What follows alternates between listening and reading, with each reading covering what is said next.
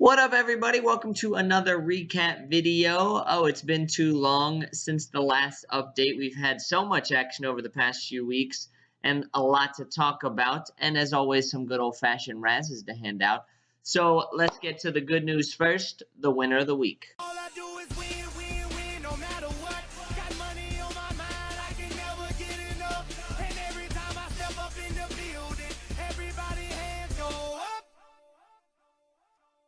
And they stay there, and they say yeah, and they stay there. Cause all I do is win, win, win. And if you going in, put your hands in the air, make them stay there. Gimme the Loot and John Fornecker, well done with a massive day and hitting the rarely seen 200-point mark. Actually, we had it last week with Wiz Wit. Now this week again with John Fornecker. I don't think we had it all season long, and now the top teams are figuring it out, I guess.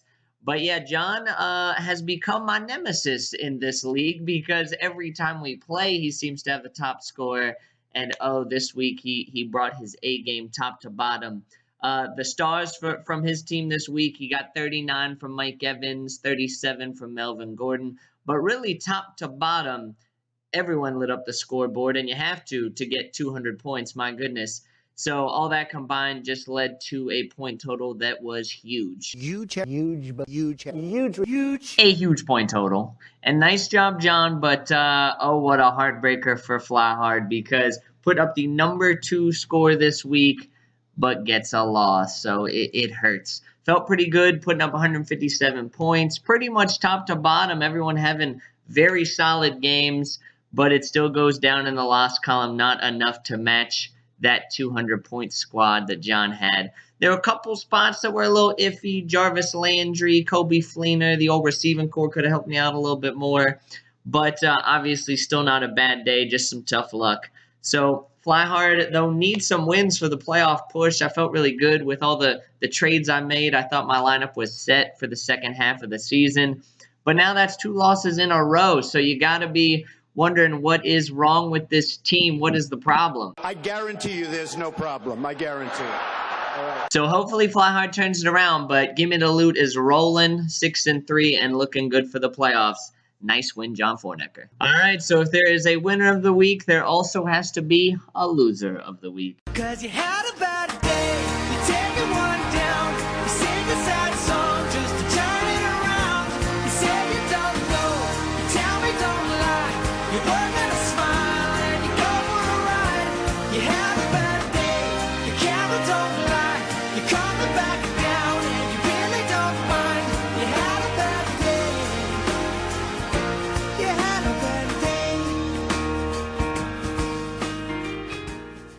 La Liga Campeones and Ben Weeks with a very close loss in a winnable matchup against John Fitzsimmons, but oh, Ben's inactivity gets the best of him because Ben did not have a full lineup set until, we'll say, about 2 p.m.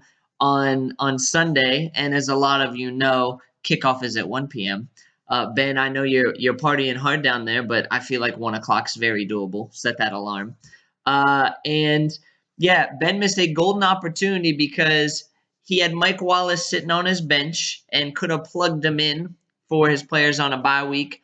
And Mike Wallace, his kickoff was at 1, and he turned out to be the high scorer of the week for his team with 23.4 points. Instead, he had to plug in those afternoon players, Tavon Austin and Willie Snead, and as you might guess, they were both trash. So that really cost him the win, and this is coming after 2 weeks ago when Ben sadly started Ryan Fitzpatrick when he was the backup to Geno Smith. And he also started good old Greg Olsen at tight end on a bye. So naturally, this caused some rumblings in the league, mostly from John Fornecker, who took to the message boards to voice his displeasure and rally against Ben. We cannot let this happen or continue.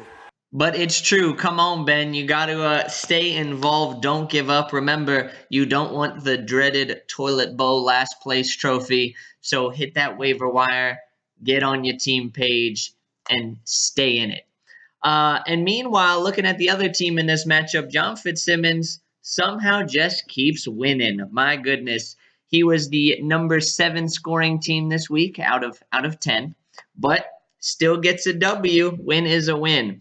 So I don't really know how it keeps happening. John keeps playing the worst team every week. I don't know. How is this possible? The system, folks, is rigged. It's a rigged system. So crunching the numbers, he has been averaging 126 points against per week, the lowest in the league, as you might imagine. By comparison, good old Flyhard is averaging the highest points against per week at 153. So what a crazy difference. But hey, John Fitzsimmons, I guess your defense is just that good. Nobody can score on you. And the record speaks for itself at 7-2. Nice job and looking great for the playoffs. So John Fitzsimmons racking up another win. All right, so let's go ahead and talk about the other matchups. First, we'll go over Pat Jordan and Brown to the Crown at 2-6, facing off against Drew Melson and Wiz Witt at 4-4.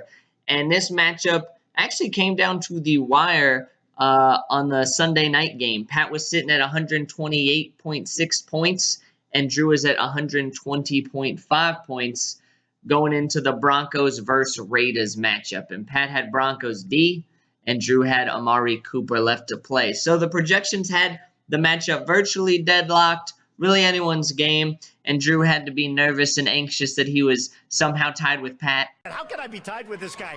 He's terrible. He's terrible.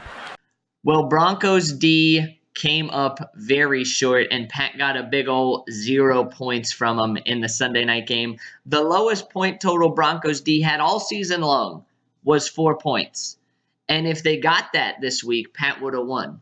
But sadly, they got 0 fumbles, 0 picks, and led up 30 points to the Raiders. And Drew just got a mediocre at best game from Amari Cooper, but he pulled out the win. So that was a big one. So Drew could go to 5-4 and stay in that playoff hunt, just 1 game back in the NFC division, and he's number 2 in the league in points. So nice win. Meanwhile, Pat has had so many of these matchups, it seems, where it comes down to the Sunday night game or Monday night game, but it never seems to turn out well for Pat. Once a joker, always a joker. And that was one of the epic meltdowns. So close matchup. What a game. And nice win, Drew Melson. Next up, let's look at Testy Cole and Stephen Cole coming in the matchup at 3-5 against 56 years and still waiting, and Mike Melson coming in at 6-2. And Stephen Cole actually had himself quite a week. He had 142.9 points, some big games from his quarterbacks, looked to be cruising to victory on Monday night. And the projections actually had him winning very comfortably. Mike Melson only had Jimmy Graham left to play in the Monday night game. But we've seen it time and time again. Oh, these projections can be pretty far off. You can't trust those analysts at ESPN. They don't understand basic physics, basic mathematics, basic whatever you want to call it. Because Jimmy Graham went off and put up 31 points. And Mike Melson pulls out the very close Monday night win. So he got the win somehow with 2 guys in his lineup getting 0 points. Jeremy Maclin injured his groin in the first quarter of his game. Understandable, a groin injury. Ouch. I could see leaving the game for that. But Derrick Henry, his running back, injured his calf in pregame warmups, and I guess said, oh, ouch, that little warm-up jog was too much, tweaked my hammy. Sorry, coach, I can't play. He is like a little baby. Soft, weak little baby. Mike Melson had 2 goose eggs in the lineup, so essentially only 8 guys got his total of 148 points. So his team certainly picked up the slack for their fallen teammates. And really the amazing 2 starts from Mike Melson were, of course, Jimmy Graham, as we talked about, but also wide receiver Michael Thomas of the Saints at the flex. What a great choice. He put up 24 points, and what a savvy play. Like a great chess master. It's brilliant. What they do is incredible. So Mike Melson stays atop the standings, number 1 overall in our league with a 5-point win. Nice win, Mike Melson. And finally, we got Stephen Griffith and Dr. Win It All coming in at 5-3. against the Melson Hunter and Greg Bernardi coming in at 3-5. And Stephen Griffith keeps rolling here with a very cozy 55-point win, a nice comfortable cushion. And Griff had some big days from his running backs. Latavius Murray with 3 tutties, Matt Forte with a good day, and I definitely didn't see this Matt Forte recent resurgence coming. And then also Jason Witten turned back the clock like 6 years and had a big day as well. So Griff, the number 3 scorer in the league this week with 153 points. Very nice work. And that actually makes 5 wins in a row for Dr. Win It All. Very impressive. So watch out for this team, although he has a tough part of his schedule coming up against quite a few of the big dogs in the league. Now let's talk about the other team in this matchup. Let's talk about the Melson Hunter. Talking about garbage. Talking about garbage. Talking about garbage. And this week, Greg's team was garbage, being the sole member of the sub 100 point club, as no player on Greg's team even reached the 20-point mark. His high scorer this week was wide receiver Tyrell Williams. And you know what they say, if Tyrell Williams is your high scorer, you know you're in trouble. We can't do anything right. We're like the gang that couldn't shoot straight. So this matchup was really over as soon as it started, and Greg falls to 3-6.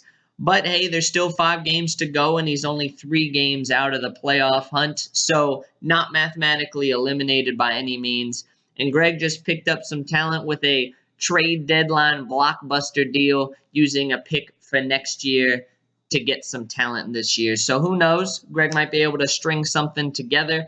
But in this matchup, a very comfortable win for Stephen Griffith. Nice job, Dr. Win It All. All right, that does it, y'all. There is your recap. And since I didn't do a power rankings per se, I'll put on the left here the standings based on points, and over here on the right, the standings based on record.